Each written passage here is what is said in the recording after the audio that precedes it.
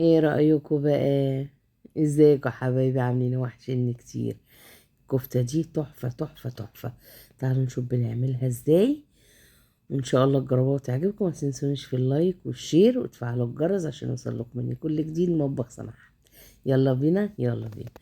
انا معايا ربع كيلو لحمة مفرومة، ومعايا ربع كوباية برغل مغسول مش منقوع، مغسول بس ومتصفي كويس جدا من المية. ومعايا بصلاية حلوة كده مفرومة، ومعايا نص معلقة بيكنج باودر، ومعايا توابل ملح وفلفل وكمون. ماشي يا حبايبي. ومعايا بسم الله بسم الله الرحمن الرحيم، يعني بسم الله ما شاء الله كده. اجيب البيض على البصل على جنب، ومعايا حتة تومة، ومعايا طماطماية بشراها، فاصلة المية عن الطفل بتاع الطماطماية نفسها. والبصل برضو فاصلة المية بتاعته، مصفية كويس قوي عن البصل. ماشي. انا بقى هنا جبت البرغل، هحط عليه مية البصل ومية الطماطم، هقلبهم كده، والتوابل ملح وفلفل وكمون ورشة جوز الطيب وبابريكا. ماشي. هما دول بس، مش اكتر من كده. ملح وفلفل وكمون وبابريكا ورشه جوز الطيب. اهي رشه جوز الطيب اللي انا هبشرها دي، مش مفيش زياده عن كده. هبشرهم كده اهو. انا هنقع البرغل بتاعي بقى في ميه البصل وميه الطماطم دي. يعني انا ما نقعتوش في الميه، انا غسلته بس وصفيته كويس من الميه. وبعد كده اما نزلت عليه بميه الطماطم وميه البصل اللي انا فرماها، خدت الميه بتاعتها بس ونقعته فيها، وهركنه على جنب يعني كده. هو بتاع حوالي ايه، يعني لغاية ما اخلص الوصفة، لغاية ما اخلص بقية الحاجة بتاعتي. ماشي. بس هياخد بتاع يمكن نص ساعة. بصوا انا كده خلاص. انا بقى كده كده انا نقعته، يعتبر انا نقعته بس في مية البصل ومية الطماطم والتوابل بتاعتي، وهركنه على جنب. بصوا، انا بس اتاكد ان كله شرب منها واركنها على جنب. بعد كده اجيب اللحمه بتاعتي، ده ربع كيلو لحمه. هنزل بالبصلايه اللي انا فرماها مصفياها كويس، مش حاطه فيها ميه. وهنزل اللي هو اللحم اللي طلع من الطماطم بعد ما بشرتها وعصرتها. وهنزل عليها بنص معلقه البيكنج باودر وفصين الثوم المفرومين. ماشي كده خلاص كله مع بعضه. انا مش هحط توابل لان انا حاطه التوابل بتاعتي في البرغل. هقلبها كويس جدا جدا لغاية ما يعني الاقيها كلها اندمجت كده ببعضيها وشربت من بعض، وبقت ايه زي الفل كده. اهم حاجة تأكدي ان عايزة تستعملي ايديكي مفيش مشكلة. عايزة، انا بصراحة لا، هي المعلقة بتديني نفس النتيجة، يعني ان انا اعملها بايديا. بفضل اعمل بالمعلقة. بس انت حاسة ان المعلقة مش هتديكي النتيجة اللي انت عايزاها، اعمليها بايديكي مفيش اي مشكله خالص. ماشي كده هي كده خلاص. بصوا كلها يعني مية مية اهي. ايه رايكم؟ بصوا انا هحطها في التلاجة ربع ساعه تتشمع وتاخد من بعضها، وبعد كده اقول لكم. عدى عليها ربع ساعه اهي في التلاجة، والبرغل بتاعي كمان اتنقع في ميه البصل وميه الطماطم. اروح عامله ايه بقى في الخطوه دي؟ يا اما تحطيهم في بوله كبيره وتفضلي تعجني فيهم بتاع 10 دقايق، او تجيبي كبه زي ما انا هعمل كده. انا بصراحة بحب اعملها في الميكس، في الكبة احسن. ما عندكيش كبة هتعمليها في الميكسر، ما عندكيش ميكسر يبقى حطيهم في بولة كبيرة وهتفضلي تعجني فيهم على الاقل 10 دقايق. ماشي، عشان تعملي زي خيوط في اللحمة وعرق وكده.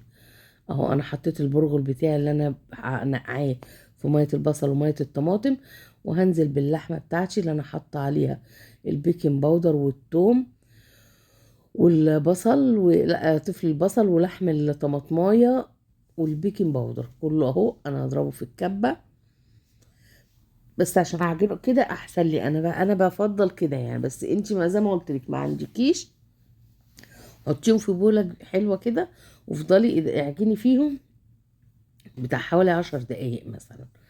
ماشي. انا بقى هضربهم ايه حلوين حبه، هضربهم ضربتين حلوين كده.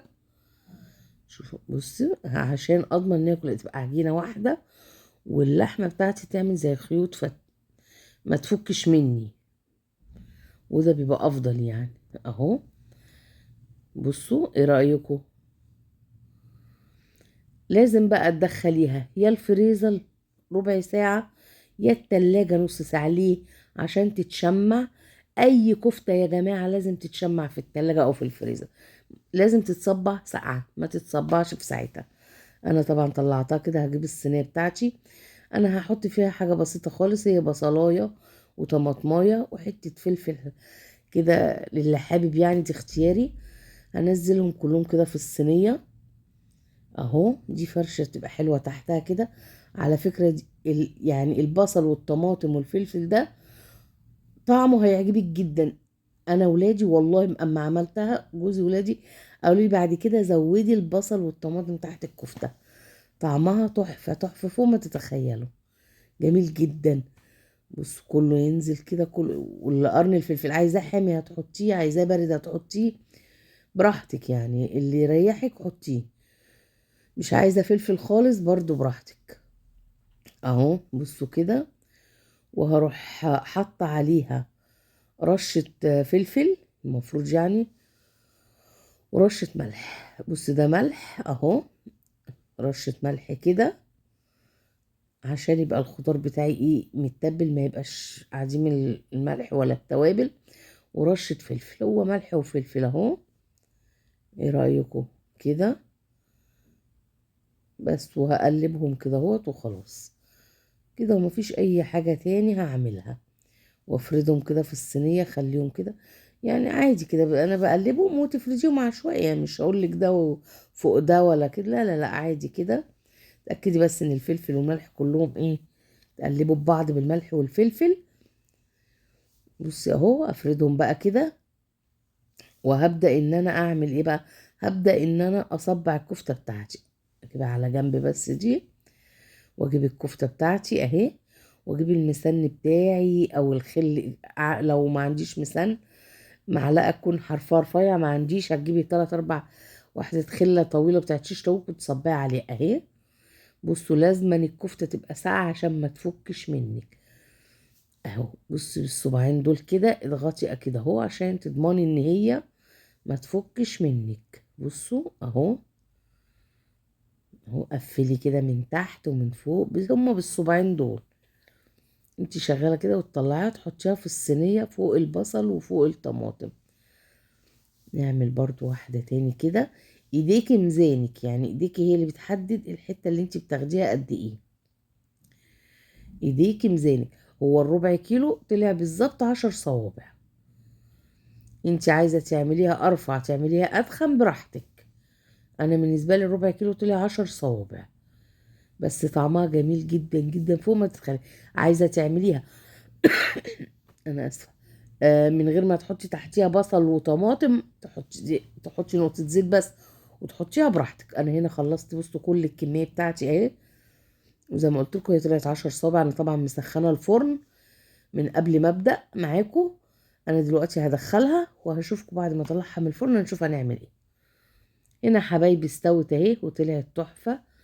هنعمل تريكايه صغيرة حلوة اوي برضو، عايزة تستغني عنها براحتك، بس التريكايه دي بتديها طعم وريحة حلو اوي. حطي ورقة ألمونيوم، متحطيش الفحم منه للأكل على طول، طبعا ده غلط. ورقة ألمونيوم، ما عندكيش ورقة ألمونيوم هاتي ورقة بصلة، يعني صرفي نفسك. نحط الفحم كده. على فكرة هو الفحم مش كتير، ولكن هي حتت صغننة، فهتلاقيني بس هما كام واحدة بس صغننين يعني، مش فحم كتير. وانزل بنقطة زيت واروح مغطياها. ايه رأيك اكتمها شوية كده. هتقدميها بقى مع مكرونة بالصلصة، مكرونة محمرة، ايا كان. يا رب تعجبكم وجربوها، ما تنسونيش في اللايك وشير وتفعلوا الجرس.